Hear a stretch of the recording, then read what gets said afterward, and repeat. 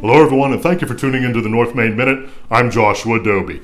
A very common planning question, not because we deal with it directly, but because it literally affects everybody at some point in their lives as they make their way through retirement, is how should I think about Medicare with regards to health insurance in retirement and Social Security? Now, these are federal programs. Again, we don't manage them directly here at North Main Financial Group, but for the obvious reasons, they are a significant planning point when we're thinking about retirement planning on behalf of our clients.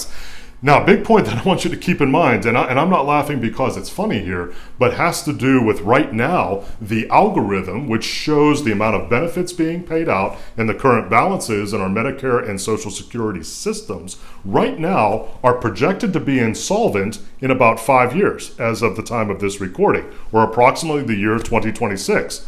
I don't know about you, but 5 years is going to vaporize in about the blink of an eye.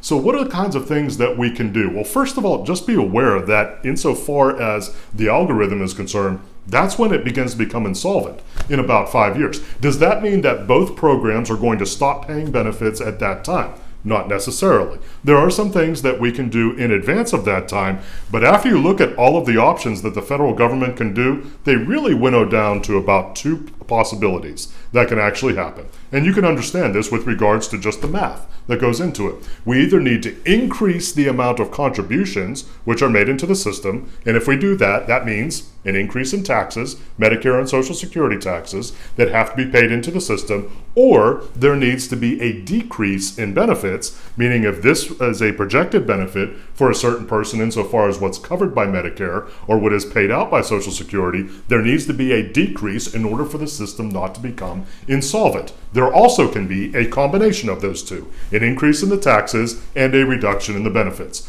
No way to know right now, frankly, what that's going to look like here over the next 3, 5, 7, and 10 years, except that either one of those two or a combination of those two absolutely have to take place. So very, very important to keep that in mind. Often we're talking with folks on a planning standpoint, they say, I don't even want to plan for the possibility of a Social Security income because we just don't know what it's going to look like 10, 15, 20 years from now. That's a conservative posture. Definitely is appropriate to keep in mind if you want to be very conservative in your planning. But there's going to be some significant adjustment that happens, again, to either the tax base with regards to what is paid into the system and or the benefits which are paid out by the system, and it's going to happen sooner rather than later.